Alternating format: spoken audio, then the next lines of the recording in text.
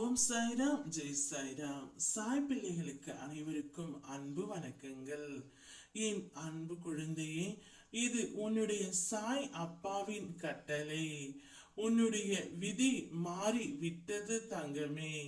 நிச்சயம் நீ நினைத்தபடியே இனி வாழப்போகின்றாய்.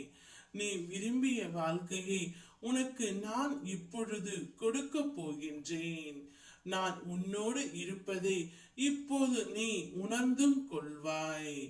என்னை தேடி நீ வரவேண்டிய அவசியம் இல்லை. இனி உன்னை தேடி நான் வருகின்றேன். உனக்காக வந்து உன்னுடைய விதியை மாற்றி நான் தருகின்றேன்.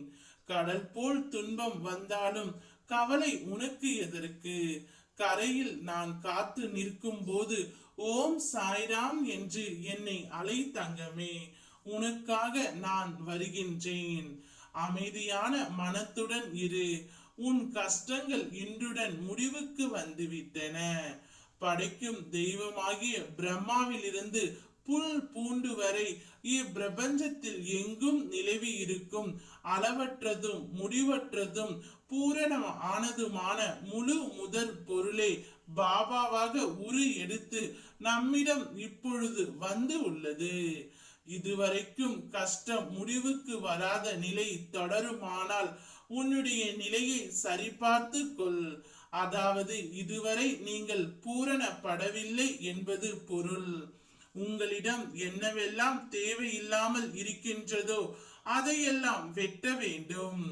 பணப்பெருமை, குலப்பெருமை, ஜாதி பெருமை, கல்வி செருக்கு, பக்தி செருக்கு என எதுவாக இருந்தாலும் அவற்றை உடனடியாக விட்டுவிட வேண்டும்.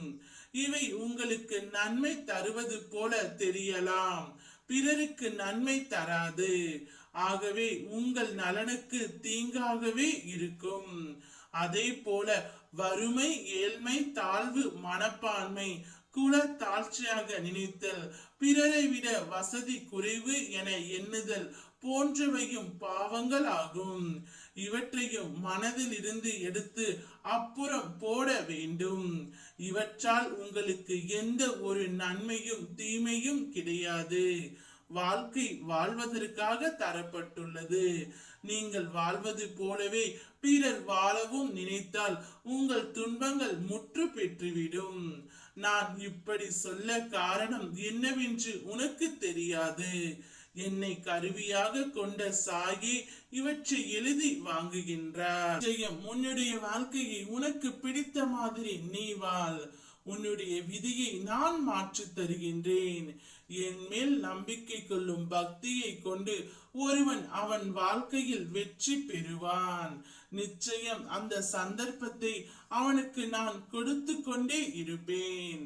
நீ என்னிலும் நான் உன்னிலும் இருக்கும் போது எல்லாம் நல்லதாகவே நடக்கும்.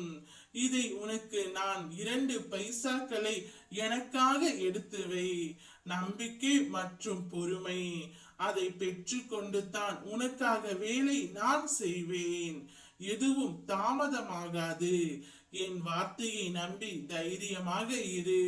அனைத்தும் நல்லதாகவே நான் நடத்தி கொடுக்கின்றேன். ஓம் சாய்ராம், ஜெய் சாய்ராம்.